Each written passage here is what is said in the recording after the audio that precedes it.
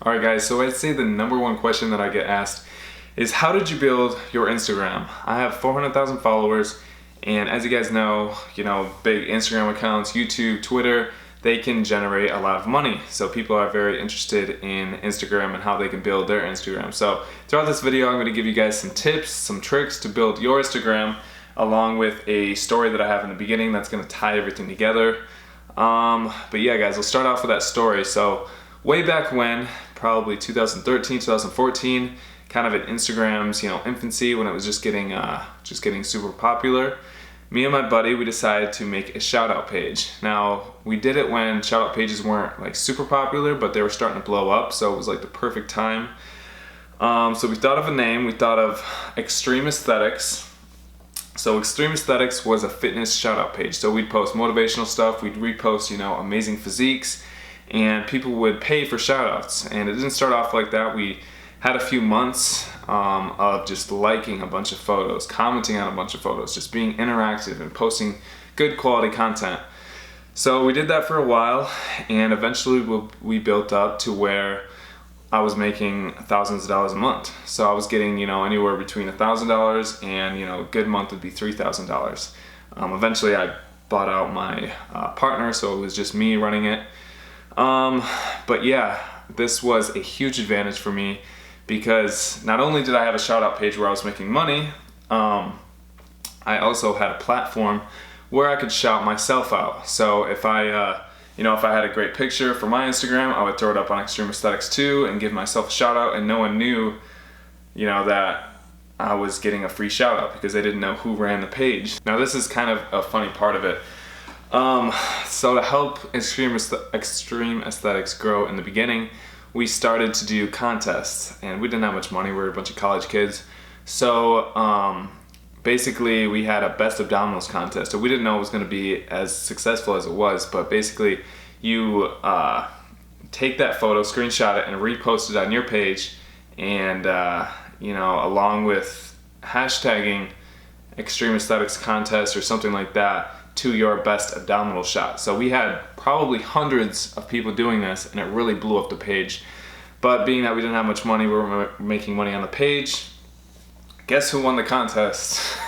So I won the contest, and that probably wasn't the right thing to do, but I think I had pretty good abdominals, and so it wasn't like a big surprise. It wasn't like, oh wow, this guy won the, you know what I mean? So it worked out, and it blew up my page a little bit. It blew up Extreme Aesthetics. So we were really creative, and after that contest, our page blew up. We were able to make some good money from it, and we actually did some contests, like best booty contest, which a bunch of girls did, and eventually the winner got money from that. So yeah guys, that was the story of Extreme Aesthetics. I no longer have it. I no longer own it. I sold it for $5,000 a really long time ago. So that was the story of how I built my Instagram. Now at the same time, when all this Extreme Aesthetics stuff was going on, I was doing physique shows, and kind of doing pretty good in the physique shows, but doing contests and all that doesn't really do a whole lot for you. You get some good content from it for posting pictures and stuff like that, but as far as money, it doesn't really do much. But I got contacted from a company called Ironic Swimwear. Now this is a male Speedo company, and they were very interested in shooting with me. So I was extremely nervous at first, and the buddy actually that I did the page with, he's like, dude, you want to be a fitness model? Just do it, who cares? You know what I mean? But I was like, you know what, fuck it. So they bought me a ticket. I went down to Puerto Rico. They were super awesome people, and yeah guys, I started doing a bunch of Speedo photo shoots, and this created a bunch of high quality content for my Instagram. So that was a huge help. So this is going to start me off with tip number one, which is high quality content. So if whatever your craft is, so whether it's fitness or cooking or whatever it is, you have to be super good at it. You can't just be some average Joe who wants to, hey, I work out once in a while, I want to have a fitness page that has thousands of followers. Like, it doesn't work like that. You have to be top of the food chain. You have to work your ass off. And just like anything in life, if you want to be the best, you gotta work like the best. You gotta post high quality content, And that's my tip number one, is high quality content. And I like to use this example.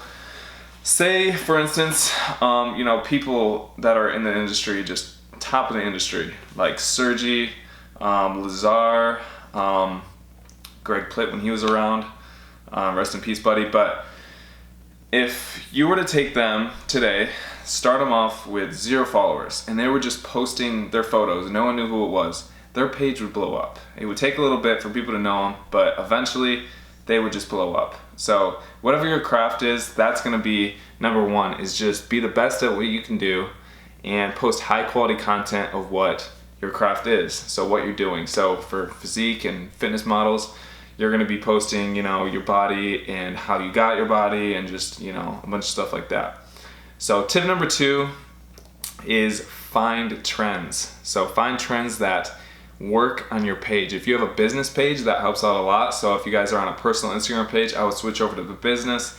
Even if it's not, a business, it will be a business eventually. Probably if you get thousands and thousands of followers, you're gonna be making money on it. So you wanna see the analytics, you wanna see all the analytics, and that's what comes with a business Instagram account. So yeah guys, you can just go right in the Instagram account, go to the analytics and find what people like on your page. For me, and for a lot of people on Instagram, I found that side-by-side pictures do so good. So if you have a comparison shot or a transformation or whatever, take those extremely serious.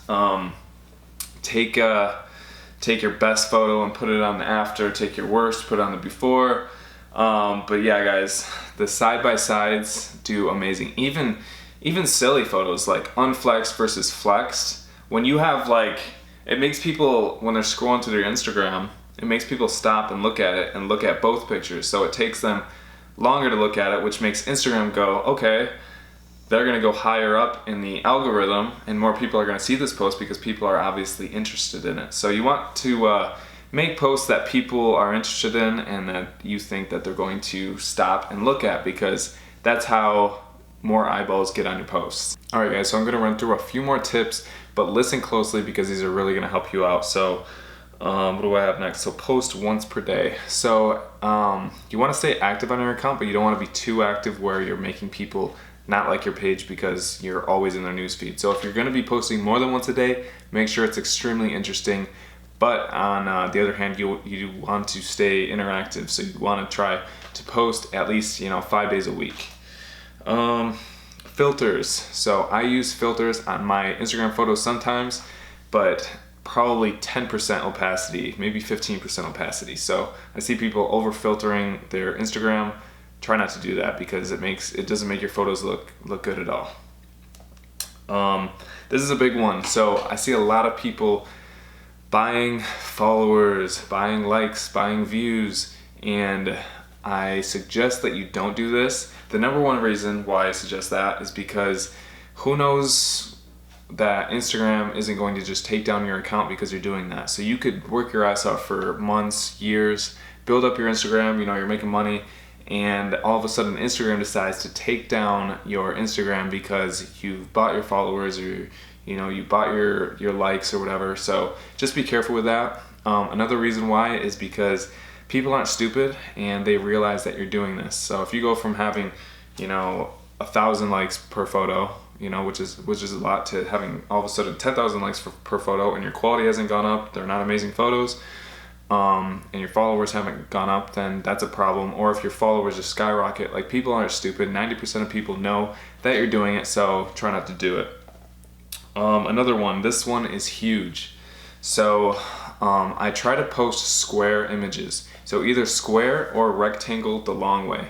So that way when you're scrolling through, you see a square, you don't see a short image. So try not to make images or videos that are short. So you want either the square or the rectangle. So especially for videos, I've found that the square videos do a lot better than the short ones, probably because it takes up more area when they're scrolling through their Instagram. So people are more likely to look at it, people are more likely to stay on that video. So yeah, square is always better.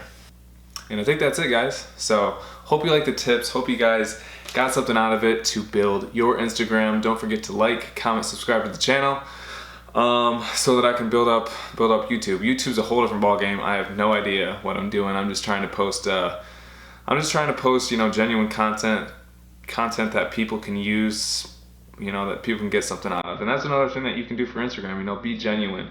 That's a huge thing. If you're going something through in your life, don't be fake about it. If you're going through a hard time or whatever, when you post a photo, yeah, you got to post a fitness photo or whatever, but have a quote on there about what you're going through. I do that a lot. If I'm feeling overwhelmed, I'll go on Google. This is kind of silly, but I'll go on Google and I'll look up quotes about being overwhelmed, and something will come up that's clicking with me, and I'll post that picture, and people can kind of see in my stories, and even the people that I know in real life, they'll be like, oh, he's being genuine. So that's another tip for you guys. So hope you liked the video. Please give it a thumbs up, because I know that helps my YouTube grow, and subscribe to the channel, guys. Have a good one.